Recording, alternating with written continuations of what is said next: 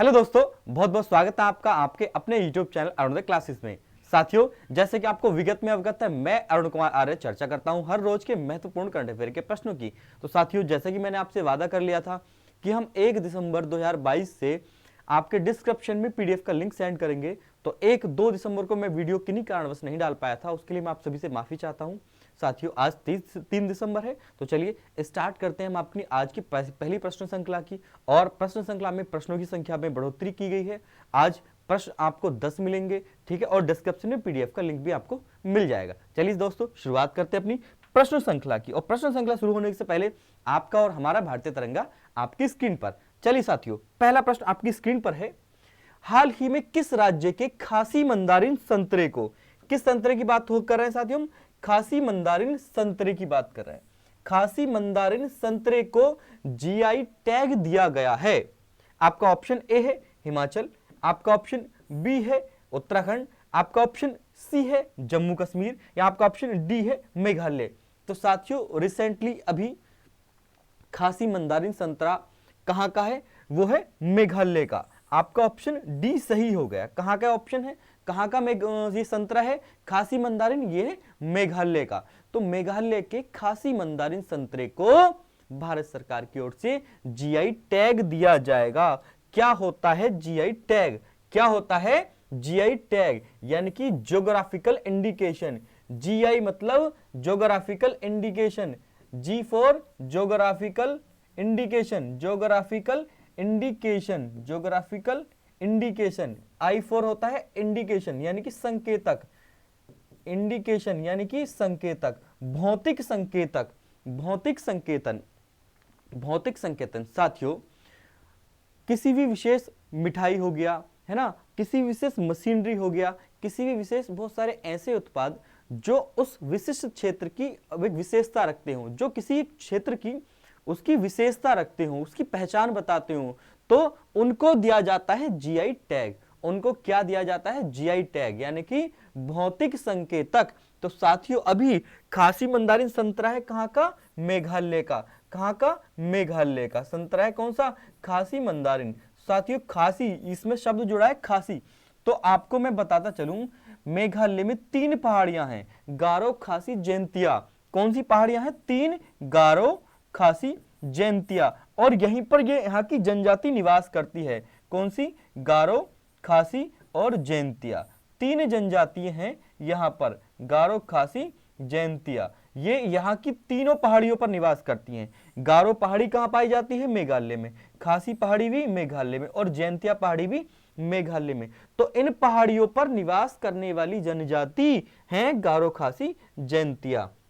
तो खासी मंदारिन संतरा जो वहां की मेघालय की विशेषता बताता है, विशेषता को प्रकट करता है, कि उसको मिला है जीआई टैग। क्या मिला है उसको? भौतिक संकेतक, भौतिक संकेतक। अगर दोस्तों मैं बात करूं किसकी? भौतिक संकेतक की, यानी कि जीआई टैग की। किसकी बात करूं मैं? जीआई टैग की बात करूं अगर मैं, तो साथियों अभी रिसेंटली बहुत सारे ऐसे स्थान हैं जहां पर जीआई टैग, जिनको जीआई टैग दिया जाने वाला है। उत्तर प्रदेश के अगर मैं बात करूं, उत्तर प्रदेश के फतेहपुर सीकरी की, अगर मैं बात करूं उत्तर प्रदेश के फतेहपुर सीकरी की, किसकी?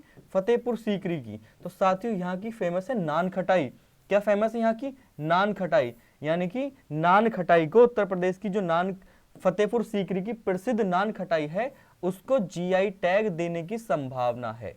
उत्तर प्रदेश उसको जीआई टैग देने के लिए संभावित है। नान खटाई। कौन सी? नान खटाई। आपने सुना होगा आगरा का, मथुरा का पेड़ा। कौन सा? मथुरा का पेड़ा। तो साथियों, मथुरा के पेड़े को भी, किसके? मथुरा के पेड़े को भी क्या मिल सकता है? जीआई टैग मिल सकता है। क्या मिल सकता है? जीआई टैग मिल सकता है। क्या मिल सकता है साथियों? जीआई टैग मिल सकता है। ठीक है, कानपुर का सत्तू हो गया। तीसरा कौन सा? कानपुर का सत्तू, कानपुर का सत्तू। ठीक है, सत्तू एक पदार्थ होता है।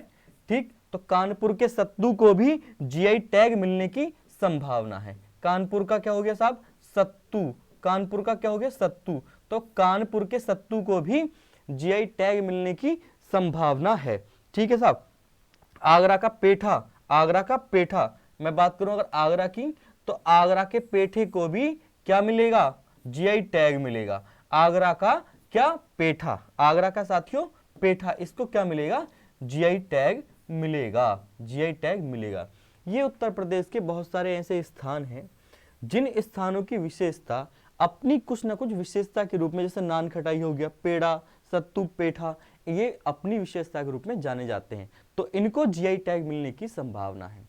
ठीक है साथियों, चलिए हम बात करते हैं अपने अगले प्रश्न की ओर। अगला प्रश्न आपकी स्क्रीन पर है, हाल ही में किस देश के ग्रेट बैरियर रीफ को, किसको, ग्रेट बैरियर रीफ को यूनेस्को ने अपनी इनडेंजर सूची में शामिल किया है।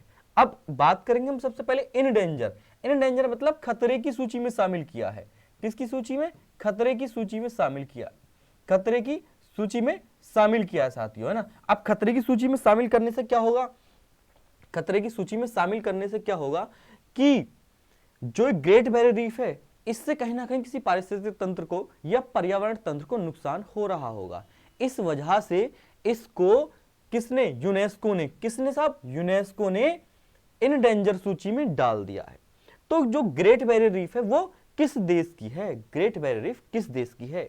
आपका ऑप्शन ए है जापान, आपका ऑप्शन बी है इंडोनेशिया, आपका ऑप्शन सी है दक्षिण कोरिया, या आपका ऑप्शन डी है ऑस्ट्रेलिया। तो साथियों रिसेंटली क्या हुआ है, अभी ऑस्ट्रेलिया की ग्रेट बैरियर रीफ को, कहां की, ऑस्ट्रेलिया की ग्रेट बैरियर रीफ को यूनेस्को ने, किसने, यूनेस्को ने अपनी इनडेंजर सूची में शामिल कर लिया है। ठीक है साथियों, किसमें, इनडेंजर सूची में शामिल कर लिया है। मैं बात करूंगा ऑस्ट्रेलिया की ग्रेट बैरियर रीफ की, तो साथियों विश्व का सबसे बड़ा पारिस्थितिक तंत्र बनाती है क्या, great barrier reef, great barrier reef. किसकी बात कर रहा हूं मैं, ग्रेट बैरियर रीफ की बात कर रहा हूं साथियों। ठीक है, ग्रेट बैरियर रीफ कहां पर है, एक कोरल रीफ है। ग्रेट बैरियर रीफ क्या है, कोरल रीफ है, जो कहां पर है, ऑस्ट्रेलिया के पश्चिमी इलाके में, ऑस्ट्रेलिया के सॉरी पूर्वी तट पर, ऑस्ट्रेलिया के पूर्वी तट पर है। ये प्रशांत महासागर है आपका, और ये ऑस्ट्रेलिया की ग्रेट बैरियर रीफ है, पूरी तरह कोरल से निर्मित है, पूरी तरह कोरल से निर्मित है।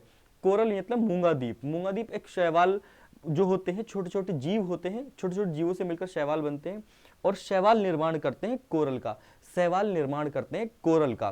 कोरल जो होता है वो कैल्शियम कार्बोनेट का बना होता है। किसका बना होता है, कैल्शियम कार्बोनेट का बना होता है कोरल। किसका बना होता है साथियों, कैल्शियम कार्बोनेट का, कैल्शियम कार्बोनेट का बना होता है क्या, कोरल। ठीक है साथियों, तो अभी जलवायु परिवर्तन के कारण, किसके कारण, जलवायु परिवर्तन के कारण, इससे यानी कि पारिस्थितिक तंत्र बिगड़ने से इन कोरल के ऊपर सॉरी शैवाल के ऊपर क्या है, कहीं ना कहीं विपत्ति आने वाली है, शैवाल को क्षति पहुंचने वाली है। तो शैवाल को क्षति पहुंचने से क्या हुआ है, इन यूनेस्को ने ग्रेट बैरियर रीफ को इनडेंजर सूची में शामिल कर लिया है। क्या किया है, ग्रेट बैरियर रीफ को यूनेस्को ने इनडेंजर सूची में शामिल कर लिया है। मैं बात कर रहा हूं साथी यूनेस्को की, किसकी बात कर रहा हूं मैं, यूनेस्को की। यूनेस्को क्या है, यूनाइटेड नेशन का क्या है, एक एजुकेशनल साइंटिफिक कल्चरल ऑर्गेनाइजेशन है, एजुकेशनल साइंटिफिक कल्चरल ऑर्गेनाइजेशन है। ठीक है, जो विश्व की एजुकेशन मतलब शैक्षिक, साइंटिफिक मतलब वैज्ञानिक, और सी फॉर कल्चर मतलब सांस्कृतिक धरोहर को अपनी विश्व विरासत सूची में शामिल करता है। कौन, यूनेस्को। यूनेस्को किसका अंग है, यूनेस्को यूएन का अंग है। यूएन यानी कि संयुक्त राष्ट्र, यूएन यानी कि संयुक्त राष्ट्र, जिसकी स्थापना कब हुई थी साथियों, 24 अक्टूबर 1945 को हुई थी। किसकी स्थापना, यूएन की, यानी कि 24 अक्टूबर 1945 को, यानी कि संयुक्त राष्ट्र, यूनाइटेड नेशन। किसकी बात कर रहा हूं मैं, यूनाइटेड नेशन की बात कर रहा हूं साथियों। किसकी बात कर रहा हूं मैं, यूनाइटेड नेशन की। 1945 में यूनेस्को की स्थापना हुई थी। चलिए साथियों, पता हो गया आपको, जो ग्रेट बैरियर रीफ है वो एक प्रवाल भित्ति की बनी हुई रीफ है, प्रवाल भित्ति की बनी हुई एक रीफ है जो कि शैवालों से बनती है, जो कि शैवालों से बनती है। और किसकी बनी हुई होती है, कैल्शियम कार्बोनेट की। किसकी बनी हुई होती है, कैल्शियम कार्बोनेट की। जो विश्व का सबसे बड़ा व्यापक कोरल रीफ है, विश्व का सबसे बड़ी व्यापक कोरल भित्ति है, प्रवाल भित्ति है, तो वो कहां पर है, ग्रेट बैरियर रीफ ऑस्ट्रेलिया में है। कहां पर है, ग्रेट बैरियर रीफ ऑस्ट्रेलिया में है। विश्व की सबसे बड़ी व्यापक कोरल रीफ यानी कि व्यापक प्रवाल भित्ति, व्यापक प्रवाल भित्ति। चलिए बढ़ते हैं अपने अगले प्रश्न की ओर। अगला प्रश्न है, अभी हाल ही में para sports person of the year किसे चुना गया है। रिसेंटली हाल ही में para sports person of the year, किसकी बात कर रहा हूं मैं, पैरा स्पोर्ट्स की, यानी कि विकलांग वाला जो खेल होता है ना, जो विकलांग खेलते हैं, ठीक है। तो para sports person of the year किसे चुना गया है, आपका ऑप्शन ए है अवनी लखेरा, आपका ऑप्शन बी है भाविना पटेल, आपका ऑप्शन सी है निषाद कुमार, या आपका ऑप्शन डी है देवेंद्र झांझरिया। तो साथियों जो कृपा रुकी है para sports person of the year के लिए, कृपा किन पर रुकी थी साथियों, तो कृपा रुकी थी अवनी लखेरा पर। आपका ऑप्शन ए सही हो गया। कहां कृपा रुकी थी, अवनी लखेरा पर कृपा रुकी थी। इन्हें चुना गया है para sports person of the year. Para sports person of the year ये कौन है, अवनी लखेरा है। ये कौन है, अवनी लखेरा है। ये 10 मीटर एयर पिस्टल में शूटिंग करती हैं, ठीक है। 10 मीटर एयर पिस्टल में शूटिंग करती हैं। क्या करती हैं, शूटिंग करती हैं। रिसेंटली 2020 के जो ओलंपिक गेम्स हुए थे, कहां हुए थे, टोक्यो में हुए थे। मैं किसकी बात कर रहा हूं, मैं पैरालंपिक गेम्स की बात कर रहा हूं साथियों। मैं किसकी बात कर रहा हूं, पैरालंपिक गेम्स की बात कर रहा हूं।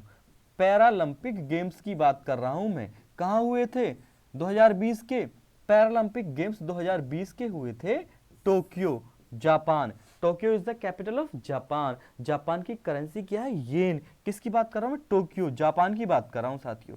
किसकी बात कर रहा हूं मैं, जापान की बात कर रहा हूं। तो जो जापान की करेंसी है वो है येन, और कैपिटल क्या है, टोक्यो। जापान की कैपिटल क्या है साथियों, टोक्यो, और जापान की करेंसी क्या है, वो है येन। जापान की करेंसी क्या है साथियों, वो है येन। तो टोक्यो में 2020 के पैरालंपिक गेम्स हुए थे। अगर मैं बात करूं साथियों 2024 की, आपको पता होगा प्रत्येक विश्व कप है प्रत्येक 4 वर्ष के बाद होता है। जो विश्व कप होता है वो प्रत्येक 4 वर्ष के बाद होता है। तो साथियों 2020 में अगर 4 वर्ष जोड़ेंगे तो 2024 हो जाएगा। तो यानी कि पैरालंपिक गेम्स 2024 के कहां होंगे, वो होंगे साथियों फ्रांस में। कहां होंगे साथियों, फ्रांस में। फ्रांस की कैपिटल क्या है, पेरिस। फ्रांस की कैपिटल क्या है साथियों, पेरिस। तो कहां होंगे, ये होंगे पेरिस में। कहां होंगे साथियों, पेरिस में होंगे। 2024 के जो पैरालंपिक खेल हैं, पैरालंपिक गेम्स हैं, वो कहां होंगे, पेरिस में होंगे। कहां होंगे, पेरिस में होंगे। और आपको पता होगा जो फ्रांस की कैपिटल है वो क्या है, पेरिस है। वो क्या है साथियों, पेरिस है। चलिए साथियों अब हम बढ़ते हैं। अवनी लखेरा को मैंने बता दिया आपको 2020 में, इनको 2020 में 10 मीटर एयर पिस्टल में स्वर्ण पदक मिला था। स्वर्ण पदक मिला था। क्या मिला था साथियों, गोल्ड मेडल मिला था 10 मीटर एयर पिस्टल में। 10 मीटर एयर पिस्टल में अवनी लखेरा जी को 2020 के पैरालंपिक गेम्स में गोल्ड मेडल मिला था। ठीक है, तो पैरालंपिक के लिए पैरालंपिक संघ ने अवनी लखेरा को क्या चुना है, para sports person of the year. क्या चुना है साथियों, para sports person of the year चुना है। किसको, अवनी लखेरा जी को। अब हम बात करेंगे अपने अगले प्रश्न की ओर। अगला प्रश्न आपकी स्क्रीन पर है, ये रहा। हाल ही में उत्तर प्रदेश की पहली महिला पुलिस कमिश्नर किसे नियुक्त किया गया है। हाल ही में उत्तर प्रदेश की पहली महिला पुलिस कमिश्नर किसे नियुक्त किया गया है। आपका ऑप्शन ए है सुभद्रा सिंह, आपका ऑप्शन बी है लक्ष्मी सिंह, आपका ऑप्शन सी है कला रामचंद्रन जी, या आपका ऑप्शन डी है किरण बेदी। तो साथियों रिसेंटली उत्तर प्रदेश की पहली महिला पुलिस कमिश्नर नियुक्त हुई हैं, वो नियुक्त हुई हैं लक्ष्मी सिंह। कृपा कहां रुकी थी, लक्ष्मी सिंह पर रुकी थी। कृपा कहां रुकी थी, लक्ष्मी सिंह पर कृपा रुकी थी। आपका ऑप्शन बी सही हो गया है। उत्तर प्रदेश की पहली महिला पुलिस कमिश्नर बनी है कौन, लक्ष्मी सिंह। कौन, लक्ष्मी सिंह। ये है लक्ष्मी सिंह। इनको मिला है नोएडा कैडर। इनको मिला है साथियों नोएडा कैडर। इनको कौन सा कैडर मिला है साथियों, नोएडा कैडर मिला है। ये 2000 बैच की आईपीएस ऑफिसर हैं। 2000 बैच की क्या है, आईपीएस ऑफिसर हैं। 2000 बैच की आईपीएस ऑफिसर हैं। ठीक है साथियों, ये 2000 बैच की आईपीएस ऑफिसर हैं। तो लक्ष्मी सिंह को उत्तर प्रदेश की पहली महिला पुलिस कमिश्नर चुना गया है। ठीक है साथियों, बढ़ते हैं अगले प्रश्न की ओर। अगला प्रश्न है आपका, ये कुछ प्रमुख एक्सरसाइज है। मैं एक्सरसाइज की बात करूं अगर मैं हरिमऊ की, ठीक है साथियों, मैं अगर बात करूं हरिमऊ की, तो रिसेंटली हरिमऊ जो एक्सरसाइज है वो कहां पर की गई, वो साथियों की गई किस किस के मध्य की गई, तो की तो गई मलेशिया में, और किस किस किन किन देशों के मध्य की गई, तो वो की गई साथियों इंडिया एंड मलेशिया के मध्य। इंडिया एंड मलेशिया के मध्य ये आपकी रही सुपर डोज, ये रही आपकी सुपर डोज। हाल ही में हरिमऊ शक्ति सैन्य अभ्यास किन दो देशों के मध्य लड़ा गया। हरिमऊ शक्ति लड़ा गया साथियों इंडिया एंड मलेशिया के मध्य, इंडिया एंड मलेशिया के मध्य लड़ा गया हरिमऊ शक्ति युद्ध अभ्यास। हरिमऊ शक्ति अभ्यास, दोनों सेना अपनी सेनाओं के प्रदर्शन और साहस का परिचय देने के लिए एक प्रैक्टिस एक्सरसाइज करती हैं। क्या करती हैं? एक प्रैक्टिस एक्सरसाइज करती हैं। तो उस प्रैक्टिस एक्सरसाइज का नाम रखा है हरिमऊ शक्ति। किन दो देशों के मध्य हो रही है हरिमऊ शक्ति? इंडिया एंड मलेशिया के मध्य, इंडिया एंड मलेशिया के मध्य। अगर मैं बात करूं मलेशिया की, किसकी बात करूं साथियों? मलेशिया की। तो मलेशिया की जो कैपिटल है वो है कुआलालंपुर। क्या है साथियों? कुआलालंपुर मलेशिया की कैपिटल है। मैं मलेशिया की करेंसी की बात करूं तो साथियों मलेशिया की करेंसी है मलेशियन रिगट, मलेशियन रिगट। मैं बात करूं मलेशिया की किसकी करेंसी की, तो साथियों वो क्या है? मलेशियन रिगट। ठीक है। अगर मैं बात करूं मलेशिया के पीएम की, तो साथियों रिसेंटली मलेशिया के पीएम कौन बने हैं? अनवर इब्राहिम। कौन बने हैं? अनवर इब्राहिम बने हैं मलेशिया के प्रधानमंत्री। ये रिसेंटली बने हैं, इसलिए ये थोड़े से इंपॉर्टेंट हो जाते हैं। कौन? अनवर इब्राहिम जी थोड़े से इंपॉर्टेंट हो जाते हैं, चूंकि ये अभी रिसेंटली क्या बने हैं? पीएम बने हैं। जैसे देउवा साहब बने हैं नेपाल के प्रधानमंत्री। देउवा साहब कौन बने हैं? नेपाल के 7वीं बार प्रधानमंत्री बने। तो रिसेंटली नियुक्त हुए प्रधानमंत्री और प्रेसिडेंट बहुत ही इंपॉर्टेंट हो जाते हैं आपकी आगामी परीक्षाओं के लिए। ठीक है साथियों, चलिए अब हम बात कर लेते हैं कुछ और एक्सरसाइज की, कुछ अन्य एक्सरसाइज की। अगर हम बात करें तो ये है आपकी कुछ अन्य एक्सरसाइज। ये है संप्रति। तो साथियों संप्रति हुई है इंडिया एंड बांग्लादेश के मध्य। मित्र शक्ति हुई है इंडिया एंड श्रीलंका के मध्य। मैत्री एक्सरसाइज हुई है इंडिया एंड थाईलैंड के मध्य। मैत्री कहाँ किसके मध्य है?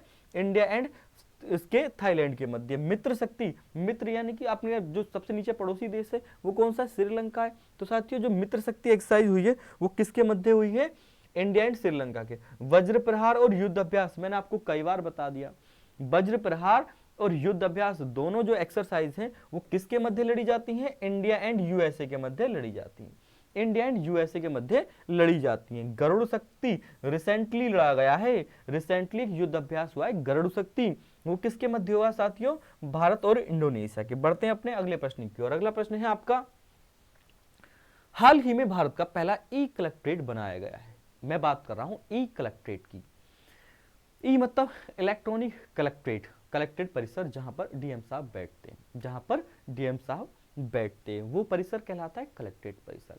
तो ई कलेक्ट्रेट का मतलब हो गया कि पूर्ण रूप से इलेक्ट्रॉनिक, पूर्ण रूप से इलेक्ट्रॉनिक यानी कि कागजात पेपर का कुछ काम नहीं, अर्थात पेपरलेस, अर्थात पेपरलेस। आया तो आप ऐसे बोल सकते हैं कि हाल ही में भारत का पहला ऐसा कौन सा कलेक्ट्रेट जो पेपरलेस हो गया है, जो पेपरलेस हो गया है, यानी कि वहां पेपर का कोई काम नहीं होने का, चिट्ठी पत्र का कोई काम ही नहीं होने का सारा राजकीय शासकीय कार्य जो होगा वो कंप्यूटर पर होगा। किस पर होगा साथियों? कंप्यूटर पर होगा।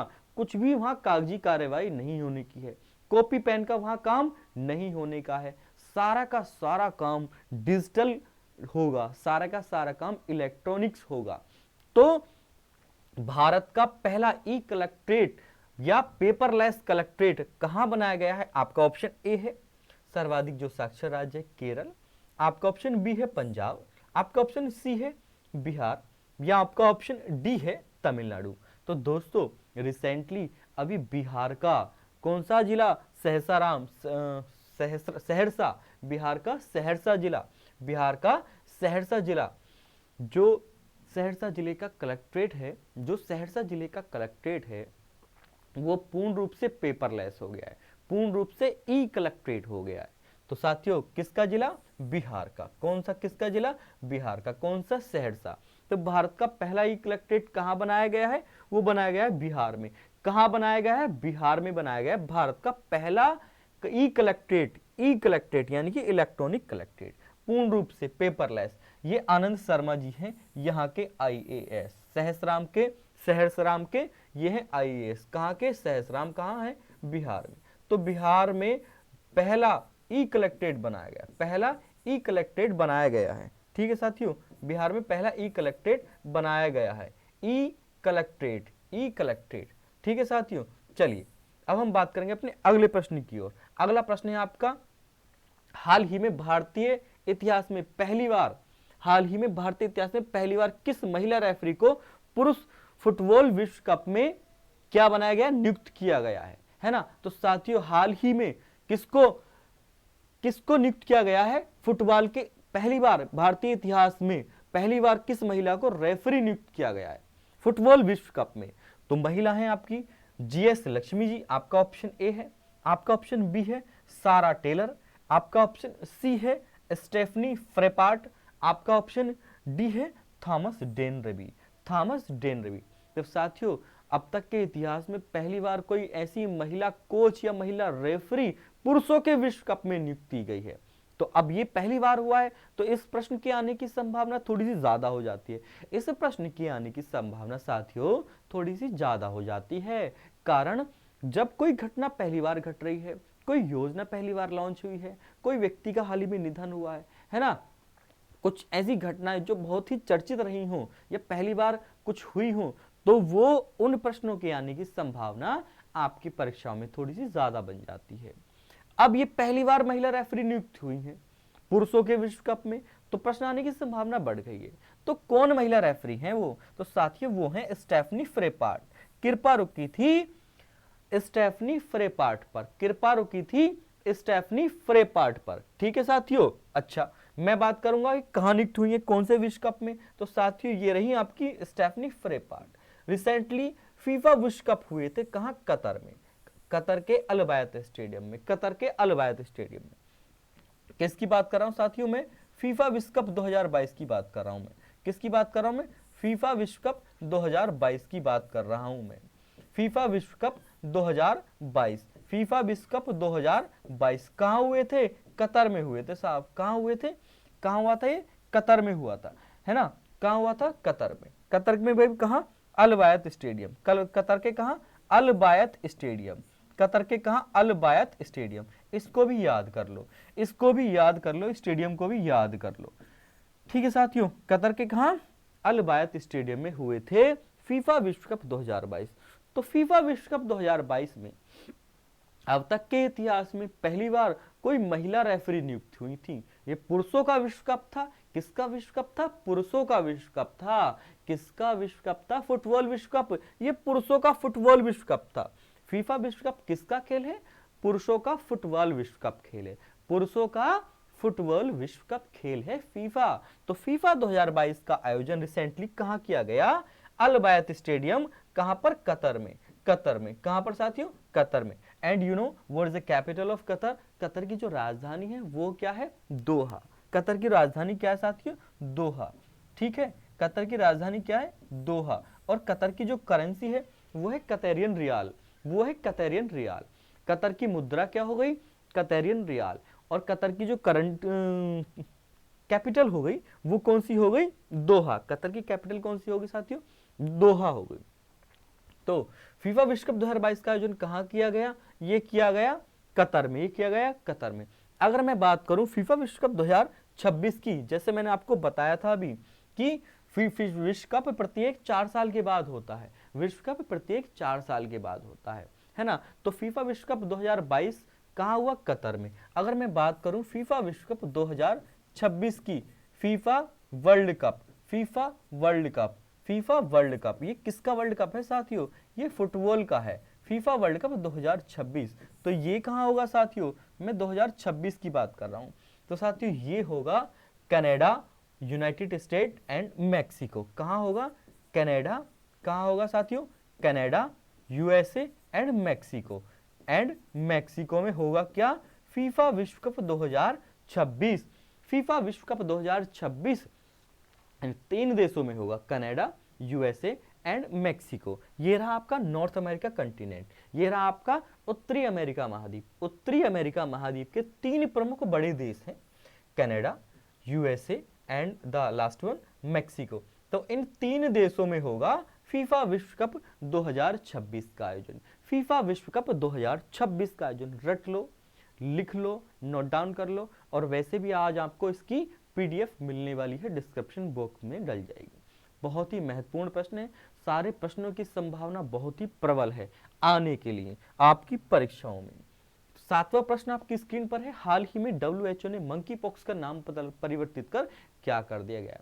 जैसे अपने उत्तर प्रदेश की योगी जी बहुत सारी चीजों का नाम परिवर्तित कर रहे हैं, तो वैसे ही डब्ल्यूएचओ ने सोचा क्यों ना हम भी नाम परिवर्तित कर लें, तो डब्ल्यूएचओ ने भी मंकी पॉक्स का नाम परिवर्तित कर दिया। अब नाम परिवर्तित करके क्या रखा है डब्ल्यूएचओ ने, आप बताइए। आपका ऑप्शन ए रहा मॉनपॉक्स, आपका ऑप्शन बी है एमपॉक्स, आपका ऑप्शन सी है पीपॉक्स, या आपका ऑप्शन डी है पॉक्सी एम, आपका ऑप्शन डी है पॉक्सी एम। तो साथियों रिसेंटली डब्ल्यूएचओ ने मंकी पॉक्स का नाम परिवर्तित कर क्या कर दिया है, एमपॉक्स कर दिया है। कृपा कहां रुकी थी, ऑप्शन बी पर रुकी थी। कृपा कहां रुकी थी, ऑप्शन बी पर कृपा रुकी थी, यानी कि एमपॉक्स पर कृपा रुकी थी। किस पर साथियों, एमपॉक्स पर। अब ज्यादा तो परिवर्तित किया नहीं है, वहां का वही है, M for monkey, P for pox, monkeypox. क्या मंकी पॉक्स, ये जो बीमारी है ना साथियों, ये मनुष्य के हाथ पैर पर खुजली, दाने, चकते कर देती है और वायरल यानी कि बुखार ला देती है।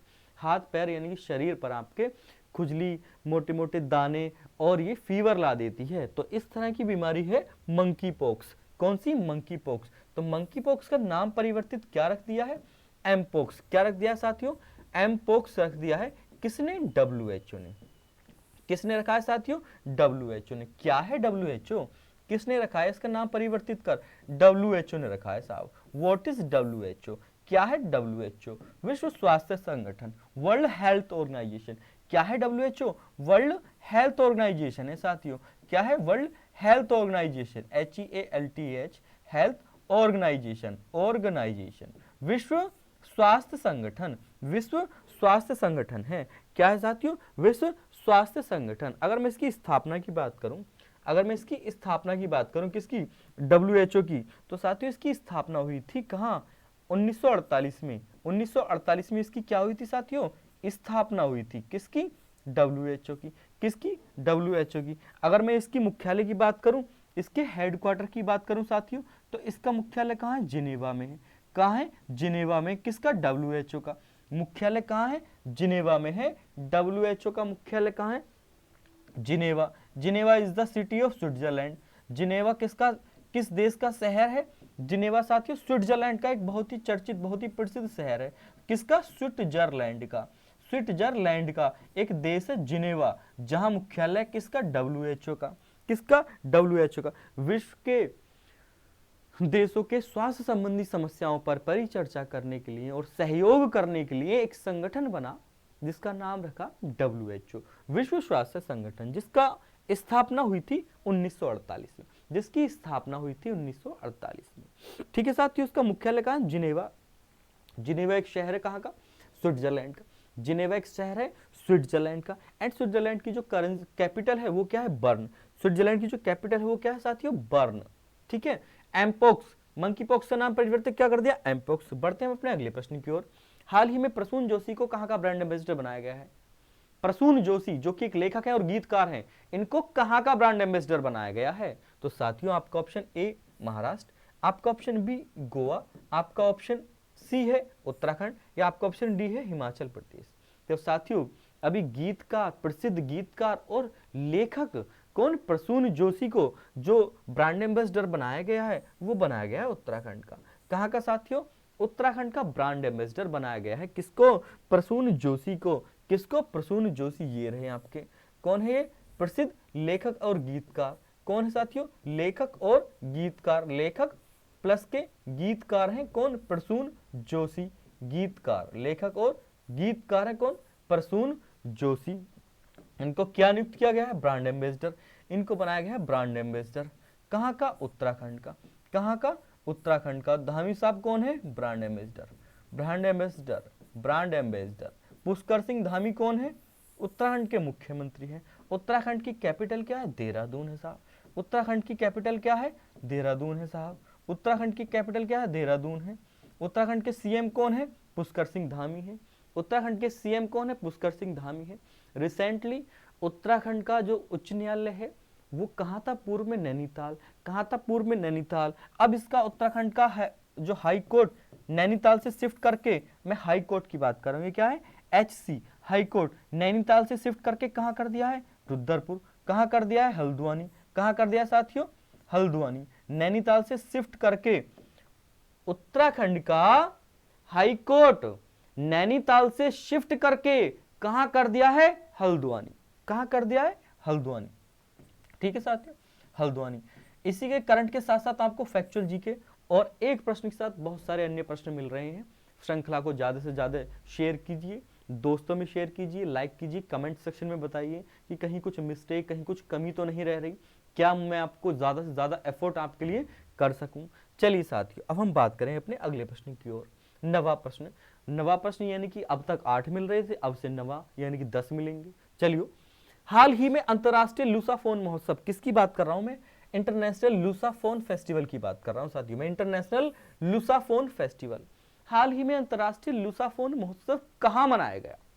आपके ऑप्शन मेघालय में, आपका ऑप्शन बी गोवा में, आपका ऑप्शन सी तमिलनाडु में, या आपका ऑप्शन डी उड़ीसा में। तो साथियों, अभी हाल ही में जो लूसाफोन महोत्सव है वो मनाया गया है गोवा में। लूसाफोन महोत्सव कहां मनाया गया है साथियों? गोवा में मनाया गया है लूसाफोन महोत्सव। कृपा कहां रुकी थी? गोवा में रुकी थी। कृपा कहां रुकी थी? गोवा में रुकी थी। इंटरनेशनल लूसाफोन फेस्टिवल, मैं किसकी बात कर रहा हूं साथियों? इंटरनेशनल लूसाफोन फेस्टिवल की बात कर रहा हूं साथियों। अंतरराष्ट्रीय लूसाफोन महोत्सव, इसको किसने मनाया साथियों? ये विदेश मंत्रालय, संस्कृति मंत्रालय जो है ना, विदेश मंत्रालय का संस्कृति परिषद और गोवा सरकार दोनों ने आपस में मिलकर क्या बना रहे हैं? लूसाफोन महोत्सव। गोवा सरकार मिलकर क्या मना रहे हैं? लूसाफोन महोत्सव मना रहे हैं। लूसाफोन क्या है? कौन सा सरकार मना रही है इसको? गोवा सरकार। कहां मना है? गोवा में। साथियों, गोवा की कैपिटल क्या है? पणजी। गोवा की कैपिटल क्या है? पणजी। और गोवा के सीएम कौन है? प्रमोद सावंत। गोवा के सीएम कौन है? प्रमोद सावंत। कौन है गोवा के सीएम? प्रमोद सावंत। और गोवा की कैपिटल क्या है? आपको पता ही है, पणजी। बिल्कुल सिंपल है, रट लो बिल्कुल। गोवा की कैपिटल क्या है? पणजी। गोवा के सीएम कौन है? प्रमोद सावंत। ठीक है, गोवा सरकार और विदेश मंत्रालय का एक संस्कृति विभाग, संस्कृति परिषद दोनों मिलकर बना रहे हैं किसको? अंतरराष्ट्रीय लूसाफोन महोत्सव को, है ना, दुनिया के साथ भारत के जुड़ाव को प्रदर्शित करने के लिए। दुनिया के साथ भारत के जुड़ाव को प्रदर्शित करने के लिए संस्कृति मंत्रालय से संबंध परिषद जो है विदेश मंत्रालय के अंतर्गत आती है, वो तथा गोवा सरकार मिलकर मना रहे हैं अंतरराष्ट्रीय लूसाफोन महोत्सव। कहां पर? गोवा में। कहां पर? गोवा में। चलिए, बढ़ते हैं अपने अंतिम और 10वें प्रश्न की ओर। हाल ही में कोविड बचाव के लिए नाक से दी जाने वाली विश्व की पहली वैक्सीन बन गई है। नाम क्या है उसका? विश्व की पहली वैक्सीन का नाम क्या है? Nozzle vaccine. नोजिल वैक्सीन यानी कि नाक से दी जाने वाली वैक्सीन, उसका नाम क्या है? आपका ऑप्शन ए है इनकोवैक, आपका ऑप्शन बी है कोविन, आपका ऑप्शन सी है वैक्स कोविन, आपका ऑप्शन डी है कोविन नोजिल। तो साथियों, रिसेंटली अभी तक कोविड से बचाव के लिए कोई इंट्रानोजिल वैक्सीन नहीं बनी थी, कोई इंट्रानोजिल वैक्सीन नहीं बनी थी, लेकिन अब बन गई है। इसको किसने बनाया है उस पर बात करेंगे, और ये वैक्सीन का नाम क्या है उस पर बात करेंगे। तो साथियों, वैक्सीन का नाम है इनकोवैक। वैक्सीन का नाम है इनकोवैक। ये सारे ऑप्शन लगभग आपको सेम ही मिलेंगे। अगर परीक्षा में ये ऑप्शन नहीं भी आए तब भी ऑप्शन लगभग समान रूप से मिलेंगे कंफ्यूज करने के लिए। तो इसका नाम तो आपको रटना पड़ेगा, याद करना पड़ेगा। किसका नाम? इनकोवैक का। किसने बनाई है? इनकोवैक बनाई है भारत बायोटेक ने। भारत बायोटेक ने, ठीक है। भारत की सबसे बड़ी कंपनी है, केमिकल कंपनी है, कौन सी? भारत बायोटेक। कौन सी? भारत बायोटेक ने नोजिल, इंट्रानोजिल वैक्सीन बना दी है साथियों। कौन सी? इंट्रानोजिल वैक्सीन बना दी है। इंट्रानोजिल वैक्सीन बना दी है, जिसका नाम है क्या? इनकोवैक। जिसका नाम है क्या? इनकोवैक। ठीक है साथियों, किसने बनाई है? ये बनाया है भारत बायोटेक ने। ये किसने बनाई है? भारत बायोटेक ने। भारत बायोटेक भारत की सुप्रसिद्ध एक रासायनिक कंपनी है, ठीक है, जिसका मुख्यालय कहां पर है? हैदराबाद में। इसका मुख्यालय कहां पर है साथियों? हैदराबाद में इसका मुख्यालय है, हैदराबाद में इसका मुख्यालय, ठीक है साथियों। ये सबसे बड़ी बायोटेक कंपनी है, भारत की सबसे बड़ी बायोटेक कंपनी है। कौन सी कंपनी है? ये बायोटेक कंपनी है साथियों, भारत की सबसे बड़ी बायोटेक कंपनी है। कौन सी? Bharat biotech, Bharat biotech, Bharat biotech, biotech company है भारत की सबसे बड़ी, भारत बायोटेक। तो भारत बायोटेक जिसका मुख्यालय कहाँ है? हैदराबाद में। जिसका मुख्यालय कहाँ है? हैदराबाद में। इसने भारत की सबसे पहली इंट्रानोजल वैक्सीन बना दी है, जिसका नाम है इनकोवैक्स, जिसका नाम है साथियों इनकोवैक्स। इसी के साथ हम आज की प्रश्न श्रृंखला को समाप्त करते हैं। सादर धन्यवाद। इसकी जो पीडीएफ है उसका लिंक आपको डिस्क्रिप्शन बॉक्स में मिल जाएगा। वीडियो कैसी लगी कमेंट सेक्शन में बताइए। प्रश्नों की संख्या बढ़ी और उसकी जो व्याख्या है वो ज़्यादा बढ़ी है आज, उसके विषय में भी आप अवश्य हमें सलाह दीजिए अपनी। इसी के साथ मैं अपनी वाणी को विराम करता हूँ। जय हिंद, सादर अभिवादन।